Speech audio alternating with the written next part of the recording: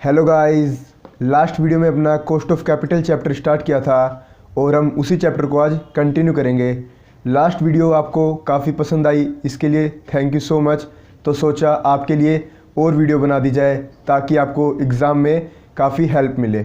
तो आज हम अपना cost of capital chapter continue करेंगे और उसके बाद हमारे एग्ज़ाम में जितने भी चैप्टर और आने वाले हैं जो काफ़ी इंपॉर्टेंस रखते हैं, हाई वेटेज है उनकी मार्क्स की, तो वो चैप्टर हम आगे कंटिन्यू करेंगे जिससे आपका most of the part cover हो जाए एग्ज़ाम का।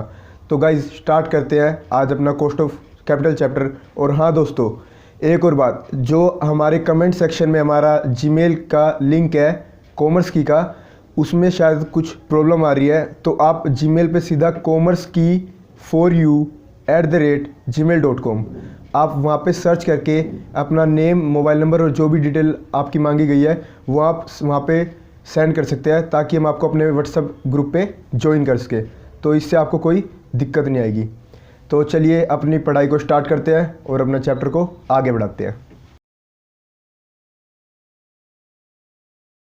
हाँ तो गाइज, जैसा कि हमने आपको कल बताया था कि कॉस्ट ऑफ कैपिटल हमने कितने पार्ट में, 3 पार्ट में डिवाइड किया था। Cost of debenture, cost of preference share and cost of equity. कल हमने अपना cost of debenture and cost of preference share finish किया था। तो आज हम अपना cost of equity share start करने जा रहे हैं। तो जैसा कि मैंने लिखा है यहाँ पे, कॉस्ट ऑफ इक्विटी आपके 4 टाइप्स के होते हैं: dividend model, earning model, dividend growth model and earning growth model. अब मैं इनके पहले आपको फॉर्मूले लिखवा देता हूँ, फिर हम अपना एक क्वेश्चन करके और फिर इसको कॉस्ट ऑफ इक्विटी को हम अपना फिनिश करते हैं। तो जो फर्स्ट है ये डिविडेंड मॉडल, इसका जो फॉर्मूला होता है वो आपका होता है D/में वही नेट प्रोसीड।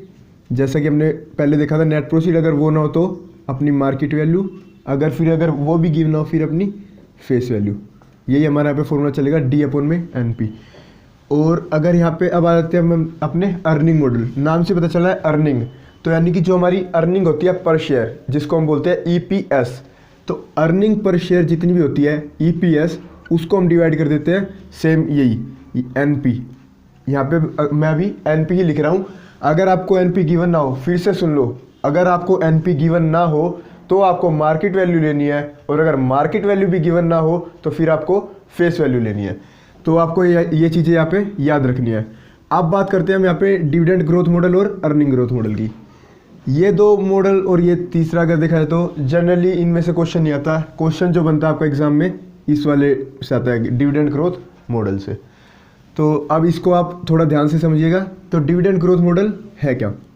तो सबसे पहले तो आप इसका फॉर्मूला नोट डाउन कर लो। तो फॉर्मूले में इसमें क्या है, D1 क्या है आपका, एक्सपेक्टेड डिविडेंड, यानी कि आप ग्रोथ के साथ हमको कितना डिविडेंड देना है और हमारी कितनी ग्रोथ होगी, तो ग्रोथ के साथ जो हमें डिविडेंड देना है उसको हम क्या बोलते हैं, D1 में नेट प्रोसीड वही आएगा सेम, और यहाँ पे प्लस में ग्रोथ की जो रेट दी होती है वो भी हम अलग से अपनी ऐड कर देते हैं। अब बात आती है D1 कैसे निकालेंगे। अगर सीधा क्वेश्चन में गिवन है तब तो हमें सीधा लिख देना है, और अगर गिवन नहीं है तो D1 का फॉर्मूला होता है आपका D0 यानी कि जो डिविडेंड हमें पे करना था, जो हमारा लिखा हुआ है, मतलब उसमें क्वेश्चन में गिवन होगा कि डिविडेंड पे करना है ईयर का इतना, वो ब्रैकेट 1 प्लस ग्रोथ रेट। ये आपका फॉर्मूला D1 निकालने का। यहाँ से आपका D1 आ जाएगा और नेट प्रोसीड गिवन ही होती है। एंड अब आती है ग्रोथ की बात। ग्रोथ रेट भी आपको जनरली क्वेश्चन में गिवन होती है, बट किसी क्वेश्चन में आपको ग्रोथ रेट नहीं दी होगी, तो आपको ग्रोथ रेट कैसे निकालनी है। तो ग्रोथ रेट का फॉर्मूला होता है B/R। अब आप कहोगे सर B क्या है और ये R क्या है। तो सबसे पहले तो मैं आपको बता दूं, R होता है रिटर्न ऑन इक्विटी।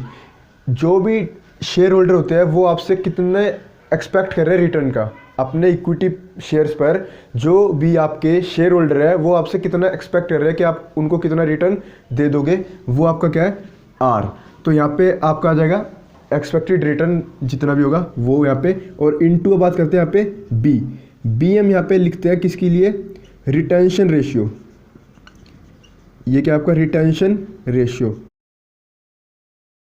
और रिटेंशन रेशियो होता है जैसे कि 100% हमारे पास टोटल हमारा प्रॉफिट होता है, 100% में से हम माइनस कर देते हैं वो डिविडेंड जो कि हम उनको पे कर रहे हैं अपने शेयर होल्डर्स को। मान लो हम प्रॉफिट का 60% हम पे कर रहे हैं अपने शेयर होल्डर को डिविडेंड के रूप में, तो जो बाकी का 40% हम रिटेन करते हैं अपने बिजनेस में, उस 40% को हम क्या बोलते हैं, रिटेंशन रेशियो, और वो हमारा यहाँ पे PB के फॉर्म में लिखा जाता है। तो हमारी ग्रोथ रेट कैसे निकलती है, B/R, जहाँ पे हमारा R क्या है कि इन्वेस्टर यानी कि जो हमारे शेयर होल्डर है वो हमसे कितना एक्सपेक्ट करते हैं, हम उनको कितना रिटर्न दे, इनटू B यानी कि रिटेंशन रेशियो, जो कि हमारे टोटल प्रॉफिट का वो वाला पार्ट जो हम अपने बिजनेस में रिटेन करके रखते हैं, यानी कि हम उनका डिविडेंड नहीं देते, उसको हटा के जो हमारे पास प्रॉफिट बचता है रिटेन करते हैं, वो हमारा होता है यहाँ पे B। तो ये तो गई हमारी ग्रोथ की बात, और ये हो गई हमारी D1 यानी कि जो हम उनको एक्सपेक्टेड डिविडेंड ग्रोथ के साथ जो हम उनको डिविडेंड पे करना चाह रहे हैं, और प्लस में G। ये आपका फॉर्मूला हो गया डिविडेंड ग्रोथ मॉडल का। और फिर आपका फोर्थ आता है earning growth model. Earning growth model भी सेम इसी की तरह, बस यहाँ पे D1 की जगह यहाँ पे आपका क्या आ जाएगा, EPS यानी कि earning per share upon NP plus growth rate. Okay guys, तो ये आपके 4 फॉर्मूले थे कॉस्ट ऑफ इक्विटी निकालने के। फिर आप इनसे आप अपने क्वेश्चंस कर सकते हो। तो हम अपने 1 to 2 क्वेश्चन ट्राई करते हैं, ताकि आपको अब फिर एग्ज़ाम में भी दिक्कत ना हो। और अगर आपको और बाकी फिर अपनी प्रैक्टिस करिएगा, और कोई दिक्कत हो तो आप हमसे हमारे ग्रुप पे पूछ सकते हैं।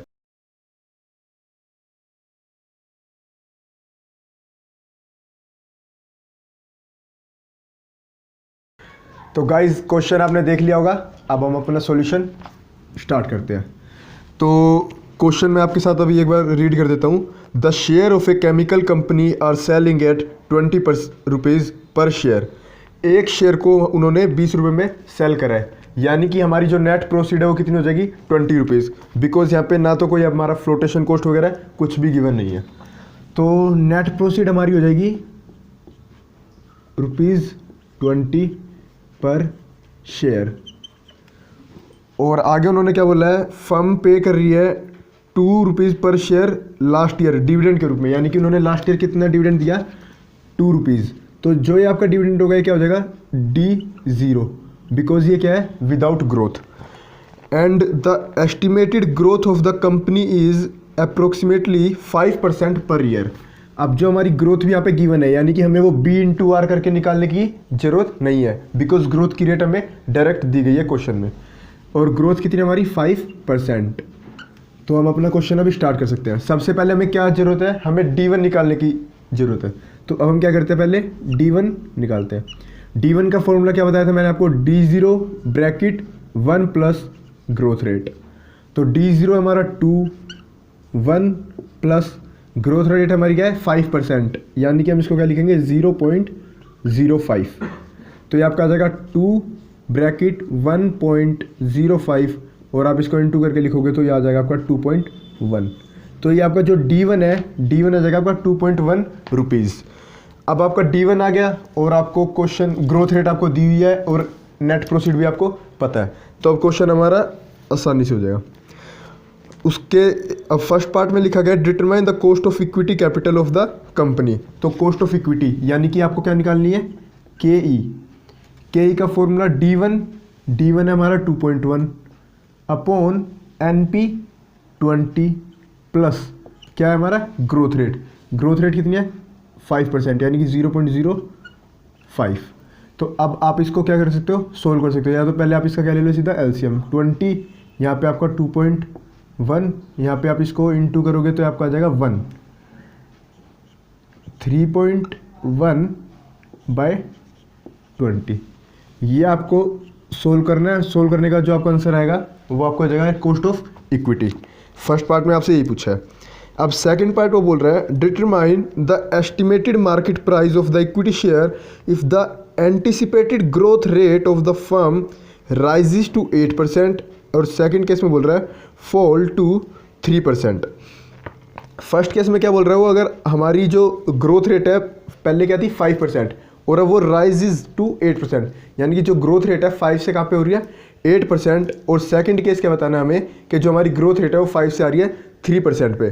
तो हमारी मार्केट वैल्यू हमें इसमें निकालनी है। तो पहले मैं ये क्वेश्चन अब मिटा देता हूँ।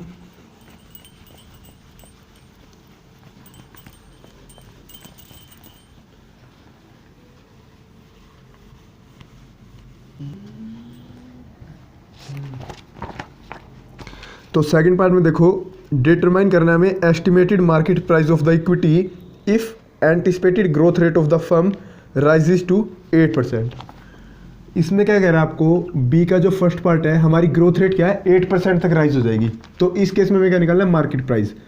तो यहाँ पे देखो आप, cost of equity is equal to D1 upon net proceed plus growth rate. तो कॉस्ट ऑफ इक्विटी हमारी फर्स्ट पार्ट में भी आपकी आई थी 15.5%, या फिर अगर हम इसको कन्वर्ट करें तो ये होगा आपका 0.155। तो हमारी आई थी कॉस्ट ऑफ इक्विटी। तो अभी हम इसको ये लेके चलते हैं 0.155 इजिकल टू D1।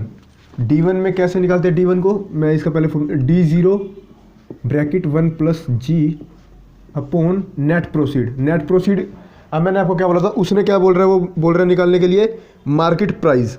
तो मार्केट प्राइस अगर निकालने के लिए बोल रहे हैं, यानी कि नेट प्रोसीड के बाद हम वही लेते थे मार्केट प्राइस, तो हम यहाँ पे अब लिख देंगे अपना मार्केट प्राइस, क्योंकि वो क्वेश्चन में वही पूछ रहा है, प्लस ग्रोथ रेट। अब यहाँ पे देखो, D0 में पहले से पता था, क्वेश्चन में गिवन था 2 रुपीज़ का, तो 2 1 प्लस ग्रोथ रेट हमारी कितनी है इस बार 0.08 अपॉन मार्केट प्राइस हमें इस बार निकालना है plus growth rate. Growth rate फिर से वो अपनी कितनी है 0.08। तो आप इसको यहाँ पे सोल्व कर लेना, 0.155 आएगा। तो ये MP इंटू, सॉरी ये MP काट दियो भाई बीच में, ठीक है ना, वो कर लिया तू, ये मैं यहाँ पे कर लिया मैंने, ठीक है 0.08। तो अब ये आपका ये हो गया। अब आपको क्या करना है, ये सोल्व करना है। तो 0.155 इजिकल टू, अब ये पहले यहाँ पे देखो, ये हो जाएगा आपका 1.08 और इसको 2 से इंटू करोगे तो आपका आ जाएगा 2.16 प्लस MP। पहले आप ये LCM लोगे अगर आप, तो ये MP पूरे पे आएगा और फिर मार्केट प्राइस से इंटू होगा, तो 0.08 मार्केट प्राइस ऐसे, ठीक है।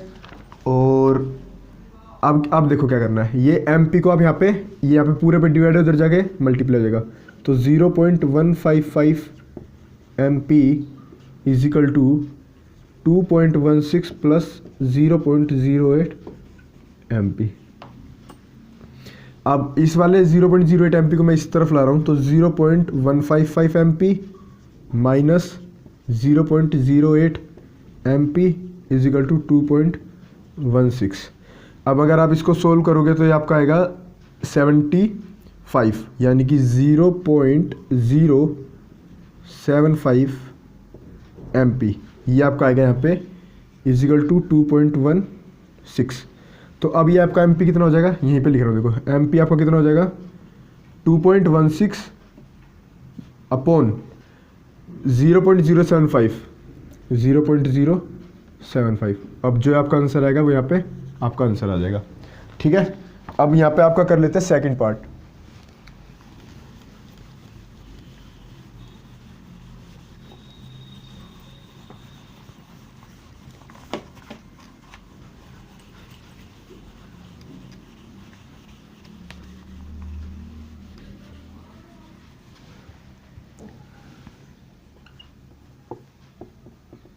सेकंड पार्ट में वो क्या बोल रहा है, इस बार हमारी जो ग्रोथ रेट है वो हमारी 3% से फॉल टू 3%, यानी कि 3% तक, पहले 5% की ग्रोथ है वो 3% तक होगी। तो उस केस में वो हमारे से मार्केट प्राइस पूछेगा। तो उस केस में अगर मार्केट प्राइस देखें तो फिर से के ही हमें वही एज्यूम करनी है जितनी आई थी, इजिकल टू D1, जो कि D1 को मैं क्या लिख रहा हूँ पहले D0 bracket 1 plus g upon net proceed plus growth rate again, ठीक है। तो के ही हमारी कितनी थी 0.155 इजिकल टू 1 प्लस, इस बार ग्रोथ रेट हमें लेनी है 0.03 अपॉन NP निकालना है हमें, और निकालना है मार्केट प्राइस। बिकॉज अब नेट प्रोसीड नहीं पूछा, तो नेट प्रोसीड के बाद हम क्या प्रेफरेंस करते थे, मार्केट प्राइस ही। नेट प्रोसीड नहीं, मार्केट प्राइस पूछा तो हम यहाँ पे मार्केट प्राइस लिख सकते हैं प्लस ग्रोथ। अब यहाँ पे फिर से आपको क्या, ओह सॉरी, प्लस ग्रोथ हमारे को गिवन है ही, तो यहाँ पे हम लिख देंगे 0.03। अब ये पहले आप एलसीएम लोगे, फिर यहाँ पे 1.55 इजिकल टू, ये आप अगर सोल्व करोगे तो आपका आ जाएगा 2.06 प्लस, ये पूरे में अगर हम एलसीएम लेंगे एमपी, तो एमपी उधर उससे क्या हो जाएगा मल्टीप्लाई, तो 0.03 एमपी। अब ये एमपी इधर जाके मल्टीप्लाई हो जाएगा, तो 0.155 एमपी इजिकल टू में 2.06 प्लस 0.03 मार्केट प्राइस। अब ये 0.03 मार्केट प्राइस यहाँ पे प्लस से उधर जाके माइनस हो जाएगा, तो 0.155 MP minus 0.03 MP is equal to में 2.06। अब ये अगर हम सोल्व करेंगे तो आपका आ जाएगा 0.125 एमपी इजिकल टू में 2.06 एंड मार्केट प्राइस 2.06 अपॉन, ये आपका यहाँ पे इनटू था तो जाके डिवाइड हो जाएगा 0.125। ये आपका यहाँ पे आपका आ जाएगा आंसर। तो इसी के साथ आपका ये क्वेश्चन खत्म होता है। ऐसे ही आपके सारे क्वेश्चन होंगे कॉस्ट ऑफ इक्विटी के। अब हम बात करते हैं अपनी कॉस्ट ऑफ रिटेन्ड अर्निंग। अब आप कहोगे तो मैंने आपको बताया ही नहीं, ये मैंने आपको इसलिए नहीं बताया क्योंकि जो हमारे मेन सोर्सेज होते हैं वो तीन ही थे हमारे, इक्विटी, डिवेंचर एंड प्रेफरेंस। तो उनकी तीनों की हमने कॉस्ट निकालनी सीख ली। अब फिर ये कॉस्ट ऑफ रिटेन्ड अर्निंग कहाँ से आ गया? तो कॉस्ट ऑफ जो रिटेन्ड अर्निंग है के के बराबर होती है, यानी कि कॉस्ट ऑफ इक्विटी के। कैसे? देखो यहाँ पे जो आपका डिफरेंस है वो पहले मैं आपको समझा देता हूँ।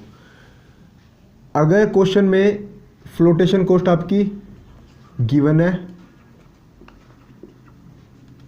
और अगर क्वेश्चन में फ्लोटेशन कॉस्ट नहीं है,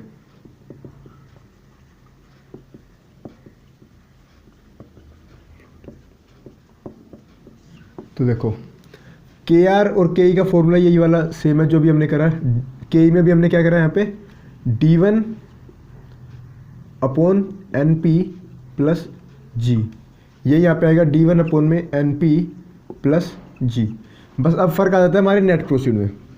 अब यहाँ पे अच्छे से समझना, देखो नेट प्रोसीड, उसके बाद हम क्या लेते थे मार्केट वैल्यू और फिर हम लेते थे अपनी फेस वैल्यू, ये ऐसे ही लेते थे। तो अगर अब देखने वाली बात है, फ्लोटेशन कॉस्ट क्या होती थी, जो भी हम अगर हम जैसे उनको वो करेंगे, ये देंगे अपना, उनको रिटर्न वगैरह देंगे, तो फ्लोट करने में यानी कि परवाह करने में जो भी कॉस्ट आती है उसको हम क्या बोलते हैं फ्लोटेशन कॉस्ट।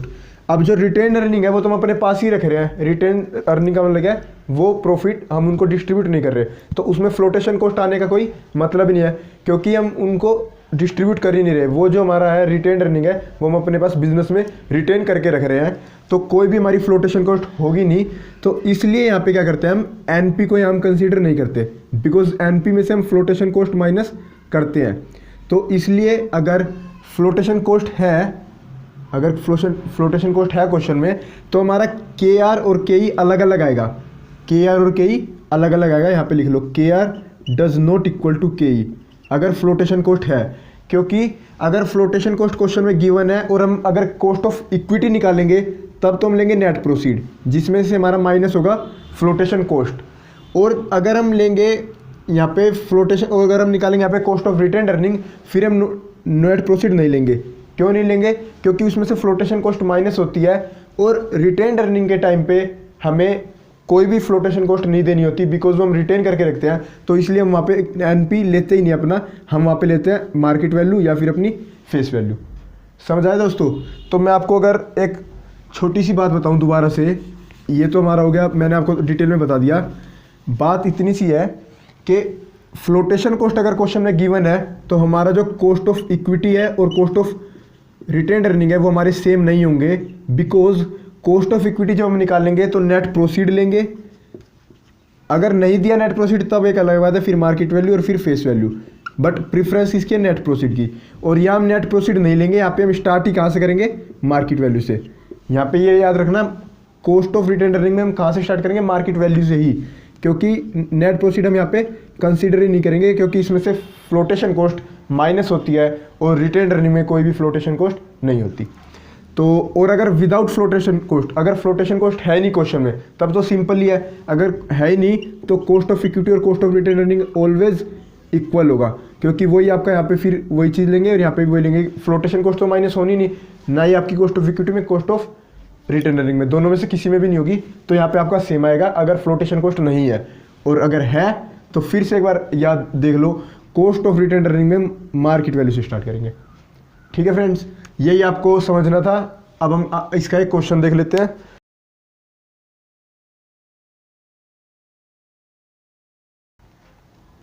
तो गाइस क्वेश्चन आपने देख लिया होगा, चलो अब सॉल्यूशन स्टार्ट करते हैं।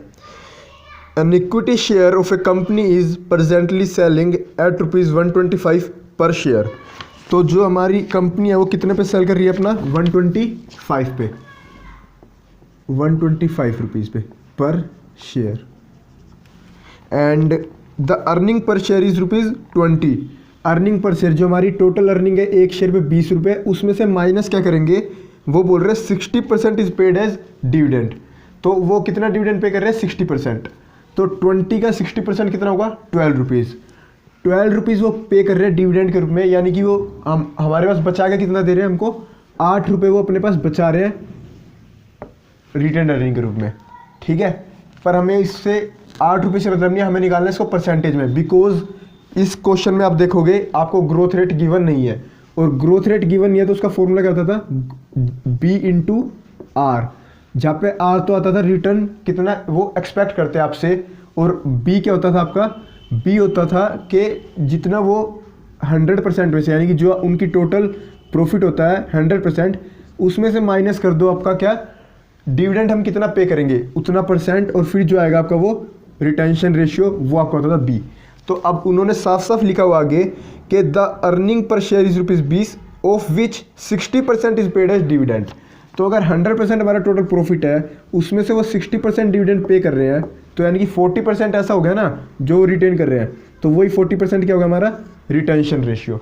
तो 40% अगर हमारा रिटेंशन रेशियो होगा तो इसको हम क्या लिख सकते हैं, 0.4 इंटू आर क्या है, जितना वो एक्सपेक्ट करते हैं हमसे रिटर्न। तो लिखा हुआ है, नेक्स्ट लाइन पढ़ो, the share holder expect the company to earn a constant after tax rate of 10% on its investment of return earning.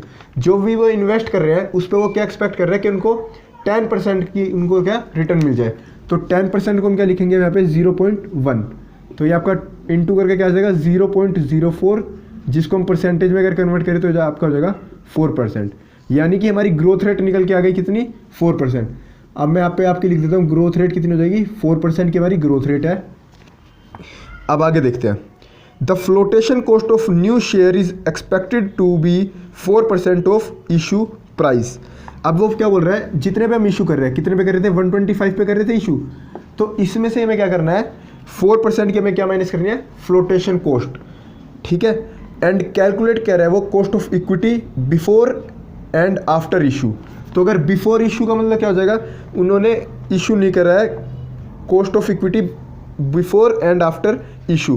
तो अगर बिफोर इशू निकालना और हमें फिर निकालना है आफ्टर इशू। अगर आफ्टर इशू निकाल देंगे तो यानी कि उन्होंने इसका मतलब क्या है, डिविडेंड पे कर दिया होगा, एंड उसमें हम फ्लोटेशन कॉस्ट, अब यहाँ पे देखो पहले आप, cost of equity and cost of retain earning.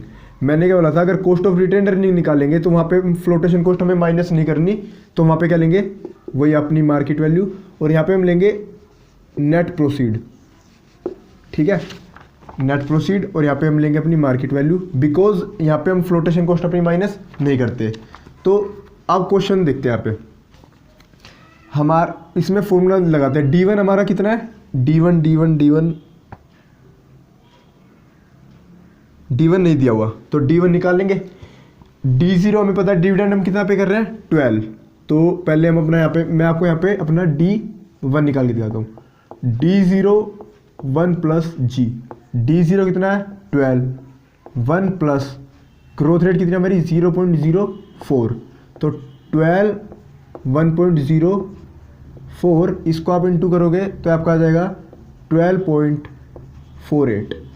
ठीक है गाइज, तो आपका 12.48 आ गया। अब देखो मैं यहाँ पे लिख रहा हूँ 12.48 D1 की जगह अपॉन NP। NP कहाँ पे लेना है, कॉस्ट ऑफ इक्विटी में। यहाँ पे आपको फ्लोटेशन कॉस्ट माइनस नहीं करनी, तो इसलिए पूरा का पूरा 125 लेंगे, एंड इनटू आपका क्या होगा ग्रोथ रेट से, जो कि आपकी है 0.04। ये आपका हो जाएगा के आर में। और के ई में आपका क्या होगा, के ई में आपको यहाँ पे देखना है, के ई का मैं आपको यहाँ पे समझा रहा हूँ। के ई में 12.48 तो आपका आएगा ही D1 अपॉन, यहाँ पे आपको क्या लेना है, net proceed flotation cost minus करने के बाद। तो आपकी टोटल कितने की आपने सेल 125 पे आप सेल कर रहे थे, इसमें से फ्लोटेशन कॉस्ट माइनस करनी है 4% ऑफ इशू प्राइस। तो इशू प्राइस तो ये है ना 125, तो 125 में से हमें माइनस करना पड़ेगा 125 का 4%, जो कि आपका आएगा ये 5 रुपये। तो अगर 125 में से 5 माइनस कर दोगे तो 120 रुपये आएगा आपका क्या, नेट प्रोसीड। तो आपको 120 रुपये यहाँ पे डिवाइड करना है, और इनटू में आपका फिर से क्या आएगा, ग्रोथ रेट जो कि है 0.04%। तो ये आपका आ जाएगा यहाँ पे कॉस्ट ऑफ इक्विटी, और ये आएगा आपका कॉस्ट ऑफ रिटेन अर्निंग। यही आपका है कैलकुलेट, जो इन्होंने बोला था cost of equity before and after issue. ठीक है, तो बिफोर इशू में अगर हमने इशू नहीं करा तो बिफोर इशू का तो मतलब होगा कॉस्ट ऑफ रिटेन अर्निंग, और आफ्टर इशू का मतलब क्या होगा, कॉस्ट ऑफ इक्विटी जब हमने इशू कर दिया। तो गाइज ये था हमारा क्वेश्चन। आपको अब क्लियरिटी आ गई, आपने ग्रोथ रेट निकालनी भी सीख ली इससे, इसी क्वेश्चन की हेल्प से, और आपको के ई और के आर में भी डिफरेंस समझ आ गया होगा। तो इस क्वेश्चन में मैंने आपको लगभग ऑल पार्ट कवर करवाई दिया है, होप करता हूँ आपको समझ आया होगा। तो गाइज आपका ये चैप्टर आपका ऑलमोस्ट फिनिश हो चुका है। इसमें 1-2 टॉपिक आपके जो बचे हैं वो हम अपने नेक्स्ट पार्ट में कवर कर देंगे, और होप आपका वो चैप्टर आपका फिनिश करा देंगे नेक्स्ट पार्ट में, और फिर हम अपना स्टार्ट करेंगे नेक्स्ट चैप्टर। वो आपकी प्रेफरेंस होगी, आप अपने कमेंट सेक्शन में बता सकते हैं। अगर आपको कोई भी चैप्टर है जो आपको नहीं आता, वो हम पहले स्टार्ट कर देंगे। आप कमेंट सेक्शन में बता सकते हो कि कौन सा चैप्टर मेरे को इसके बाद स्टार्ट करना चाहिए। तो गाइज बाय बाय, एंड अगर वीडियो पसंद आई हो तो वीडियो को लाइक कर देना, एंड चैनल को सब्सक्राइब जरूर कर देना, बिकॉज आपको इसका फ़ायदा क्या होगा कि मैं आगे जितनी भी वीडियो डालूंगा आपके पास नोटिफिकेशन सबसे पहले आएगी और आप वीडियो देख पाएंगे। तो तब तक के लिए बाय बाय गाइज।